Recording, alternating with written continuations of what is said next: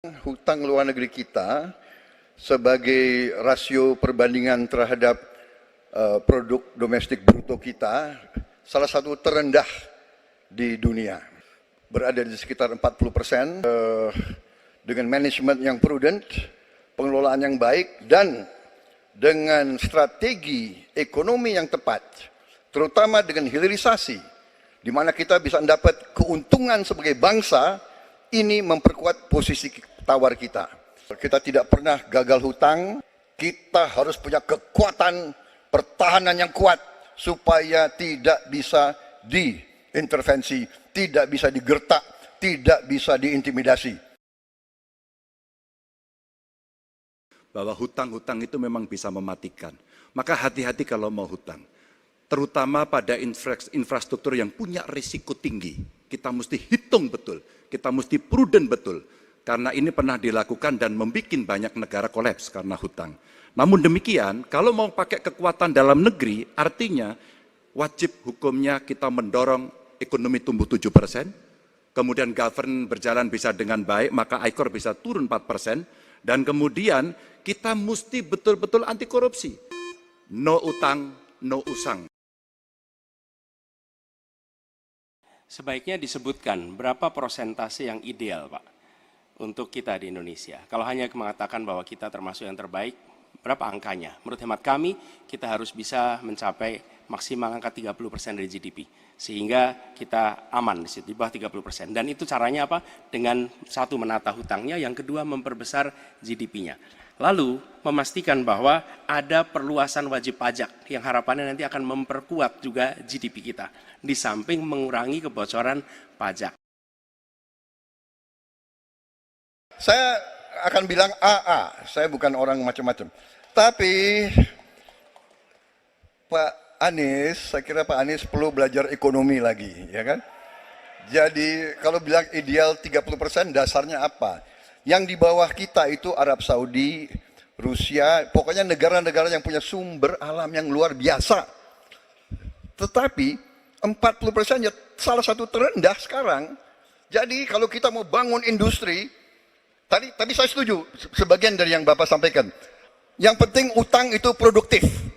Itu saya setuju. Tapi kita bisa sampai 50%, tidak ada masalah. Kita tidak pernah default.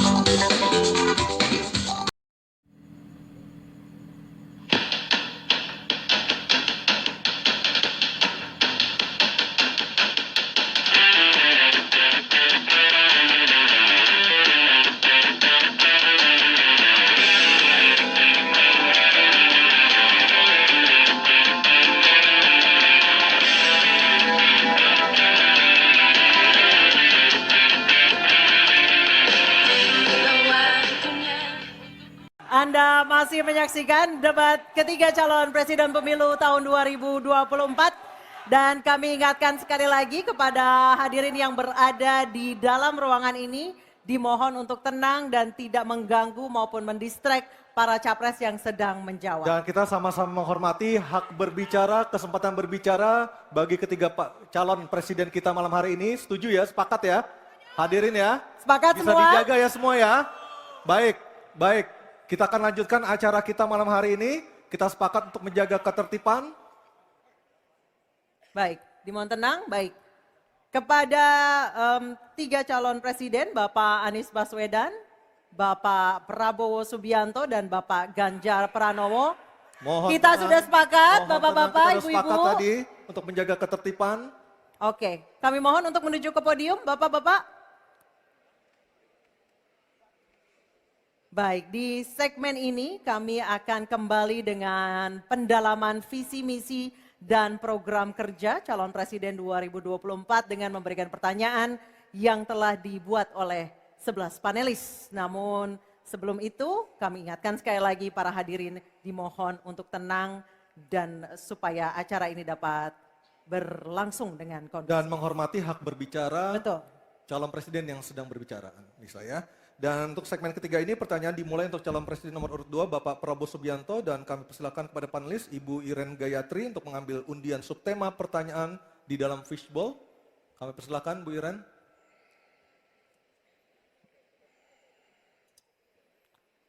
Tersisa 3 subtema lagi untuk segmen ini. Sudah ada keamanan, hubungan internasional, dan juga pertahanan.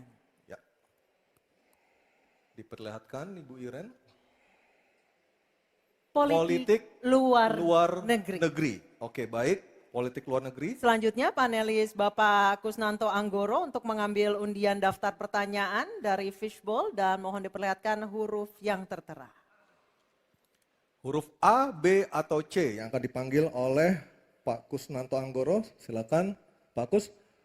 Huruf C, politik luar negeri. Baik, saya Huruf akan C, ambil politik luar negeri. amplopnya.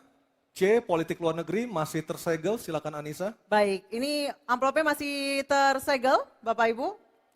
Dan kami ingatkan sekali lagi para calon presiden untuk mendengarkan dengan seksama karena pertanyaan tidak akan kami ulangi. Dan pertanyaan untuk calon presiden nomor urut 2 Bapak Prabowo Subianto. Utang luar negeri adalah instrumen pembayaran yang sah. Namun ada risiko intervensi kedaulatan oleh negara pemberi utang. Pertanyaannya, apa kebijakan paslon untuk menghindari intervensi kedaulatan Indonesia akibat utang yang terus bertambah? Waktu menjawab 2 menit Pak Prabowo, kami persilahkan. Baik, mengenai utang luar negeri, ternyata Indonesia sekarang hutang luar negeri kita sebagai rasio perbandingan terhadap produk domestik bruto kita salah satu terendah di dunia. Jadi masih kita sekitar berada di sekitar 40%, sedangkan banyak negara jauh di atas kita. Kedua, kembali lagi dengan manajemen yang prudent, pengelolaan yang baik, dan dengan strategi ekonomi yang tepat, terutama dengan hilirisasi, di mana kita bisa mendapat keuntungan sebagai bangsa, ini memperkuat posisi tawar kita. Jadi saya kok tidak terlalu khawatir negara lain mau intervensi kita soal hutang. Kita sangat-sangat dihormati, kita tidak pernah default. Saya keliling seluruh dunia, mereka sangat hormat dengan Indonesia, kita tidak pernah gagal hutang, dan saya sangat optimis. Tapi kembali, kita harus punya kekuatan pertahanan yang kuat, supaya tidak bisa diintervensi, tidak bisa digertak, tidak bisa diintimidasi. Hanya dengan kekuatan kita akan dihormati dan kita akan amankan kekayaan kita, amankan ekonomi kita, amankan pembangunan kita menuju Indonesia makmur, Indonesia kaya. Terima kasih. Masih ada sisa waktu Pak Prabowo? Ya, Mohon tenang. saya tegaskan kembali ya bahwa pelajaran sejarah manusia yang lemah akan selalu ditindas.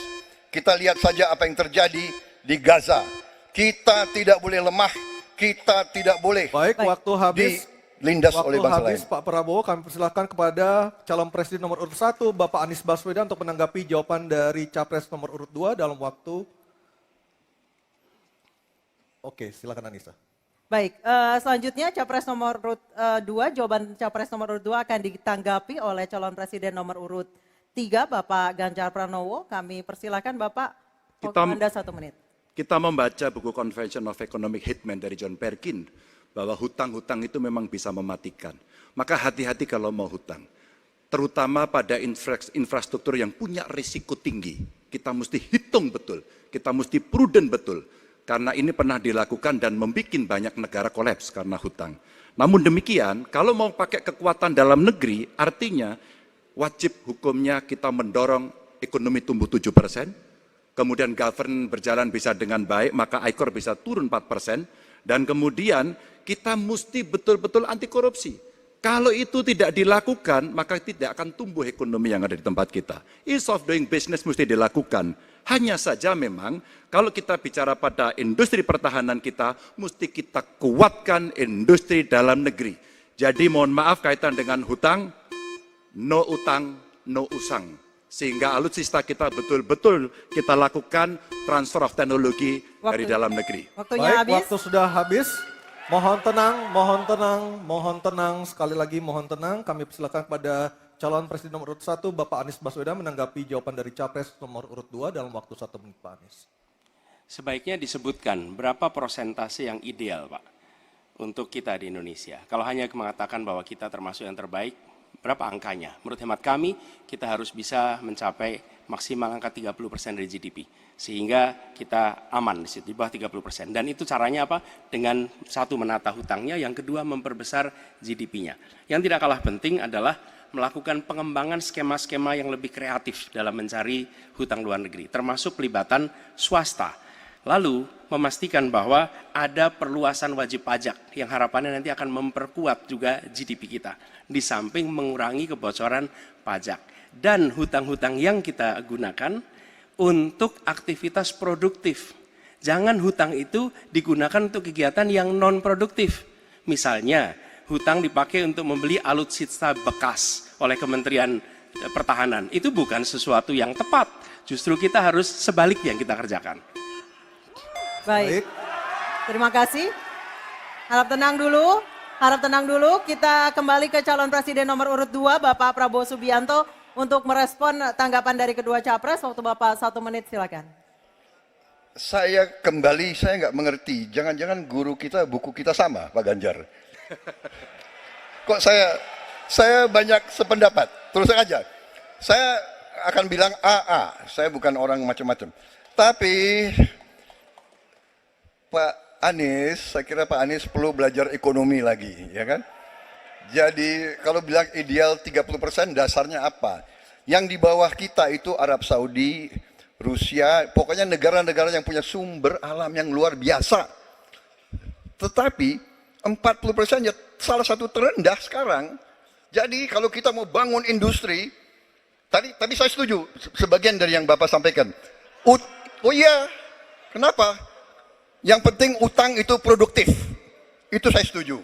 Tapi kita bisa sampai 50%, tidak ada masalah. Kita tidak pernah default.